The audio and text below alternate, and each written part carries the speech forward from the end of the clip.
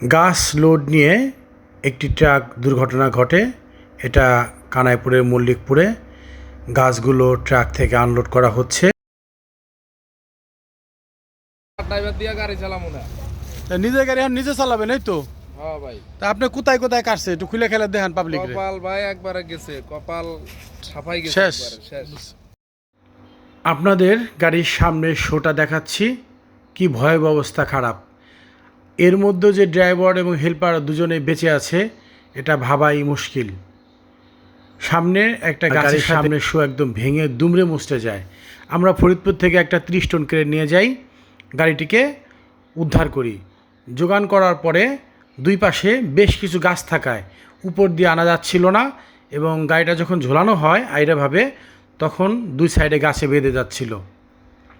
এটা ফরিদপুরের কানাইপুরের মল্লিকপুরে গাছ লোড নিয়ে গাড়িটা চুয়াডাঙ্গা যাচ্ছিল। কানাইপুরের মল্লিকপুরে এই দুর্ঘটনা ঘটে। আমরা ফরিদপুর থেকে 30 টন ক্রেন নিয়ে গিয়ে গাড়িটা উদ্ধার করি।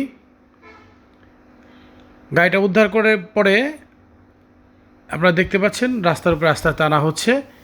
যেহেতু ক্যাবিনের অবস্থা এত খারাপ যে উঁচা করলে পরে ক্যাবিনটা নিচে মাটির সাথে ঠেকে যাচ্ছে। তারপর আমরা এই গাড়িটাকে উদ্ধার করে রাস্তার উপর রাখি। আমরা এই সকল কাজ, গাড়ি উঠানো, বিভিন্ন ধরনের ভারী মালামাল লোড আনলোডিংয়ের কাজ করে থাকি।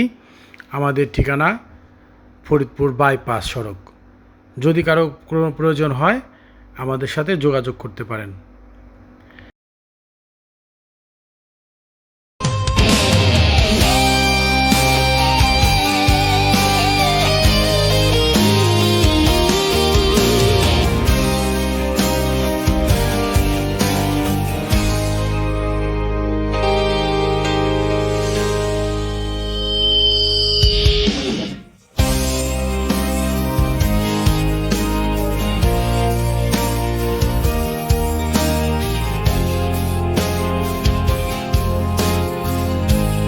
গাড়িটাকে রাস্তার উপরে নিয়ে আসা হলো।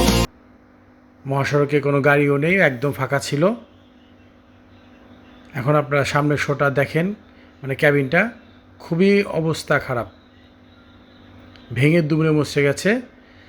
আমরা এ সকল ভিডিও আপনাদের দেই, আপনারা সবসময় সতর্কমূলকভাবে গাড়ি চালাবেন। আসলে একটা দুর্ঘটনা সারা জীবনের কান্না, তার প্রমাণ আপনারা দেখতে পাচ্ছেন। এখানে মালিকের অবস্থাও খারাপ এবং গাড়িটার অবস্থাও খারাপ, সবাই ক্ষতিগ্রস্ত। তাই সবাই সাবধানে গাড়ি চালাবেন। আর ভিডিওটা পুরো দেখার জন্য আপনাদের ধন্যবাদ। আমাদের চ্যানেলটা অবশ্যই লাইক দিয়ে রাখবেন। গাড়িটা আরেকটা ট্রাকের পাশে ঝুলিয়ে দেওয়া হলো। এখন তার